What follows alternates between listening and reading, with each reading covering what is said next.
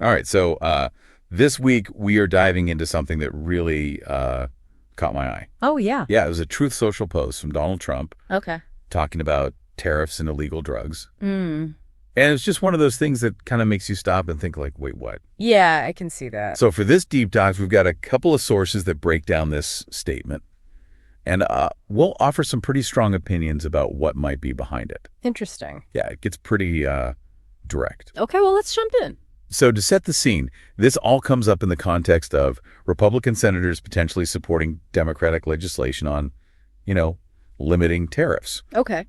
And then Trump throws this idea out there, the whole concept of hitting those importing illegal drugs like fentanyl into the U.S. with tariffs. I see. Oh, and he even specifically mentions Canada when it comes to fentanyl sales. Hmm. And the actual quote from his post is, "It'll penalize Canada for the sale into our country of large amounts of fentanyl, but tariffing the value of this horrible and deadly drug in order to make it more costly to distribute and buy." Okay, so right off the bat, the big question is, how would that even work? Exactly. I mean, are we really expecting smugglers to declare their illegal cargo and then pay a tariff on top of that? It just doesn't make sense in the real world, Yeah. right? The whole point of smuggling is to avoid all those legal and financial obligations like customs and tariffs. So to think that adding a tariff would somehow magically make it harder to smuggle drugs just doesn't add up. Totally agree. Okay, so let's get into what our sources had to say about the thinking behind this statement. Yeah. And buckle up, because they didn't hold back. Right. One perspective suggests a pretty serious concern about cognitive function.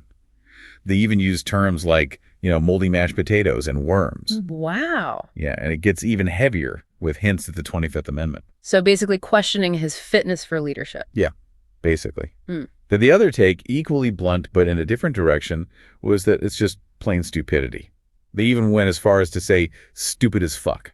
Ouch. Yeah, no sugarcoating there, right? Okay, so that perspective focuses less on mental capacity and more on a lack of understanding about how the illegal drug trade operates. Exactly.